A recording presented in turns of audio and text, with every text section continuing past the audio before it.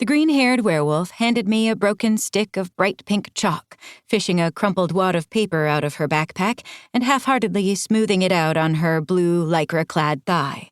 The fake leather backpack was dyed bright purple and adorned with puffy leather spikes, mimicking some sort of dinosaur. It clashed spectacularly with the lithe werewolf's deep green dyed hair and orange t-shirt. I had needled Candy about the backpack when she'd shown up wearing it, just before she dragged me from the comfort of my apartment 15 minutes before midnight, forcing me to jog to one of the many parks along Kitsilano Beach. But, needing to deflect the tension I was feeling over the spell I had been asked to cast, I couldn't resist teasing her again. "So, did you lose a bet or what?" Once again, Candy refused to engage on the backpack topic. Instead, she offered me a deeply disapproving glower and the still wrinkled piece of paper.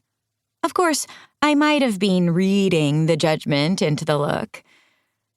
I glanced at the carefully printed design, noting the handwriting of both my grandmother, Pearl, and my mother, Scarlet. Apparently, I was now expected to chalk the ornate circle they had scribed on paper onto the seawall at exactly midnight, with only a smoke-shrouded sliver of a moon overhead for light. "Runes?" I moaned dejectedly. "I thought it was just supposed to be a simple circle and, just standing here." Candy shrugged her backpack-laden shoulder. "The witches decided you might need some help, focusing." I eyed her snottily.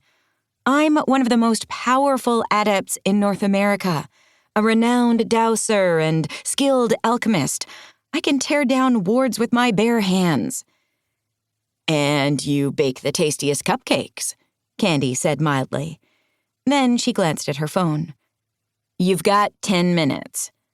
Still grumbling under my breath about my magical prowess, I surveyed the well-worn concrete path under my feet. Then I glanced to either side of the seawall running along the edge of Kits Beach Park. The Maritime Museum was just a short distance away, but this part of the seaside park was pretty much just a wide stretch of trimmed, mostly brown grass. So, other than a large-leafed chestnut tree to our left, we were standing out in the open. The eclectic mix of homes across the swath of grass behind Candy were mostly dark, though I could see that someone was watching TV in the uppermost window of a Spanish villa-inspired converted triplex on the eastern corner. Those houses along Ogden Avenue rarely came on the market as teardowns or otherwise, hence the mixture of architecture. Practically every decade since Vancouver had been established was represented in this one residential block, from the fairly modern, sandstone-clad mansion on the western corner to the untouched Cape Cod. Across from where I was supposed to be chalking a rune-marked witch's circle, a recently painted craftsman stood, which I vaguely remembered was one of Godfrey Properties' long-term rentals. So, yeah, I was dithering over architecture. 9 minutes, Candy said. I jetted my chin out. This isn't the right spot. The werewolf bared her teeth. It's exactly the right spot, Dowser.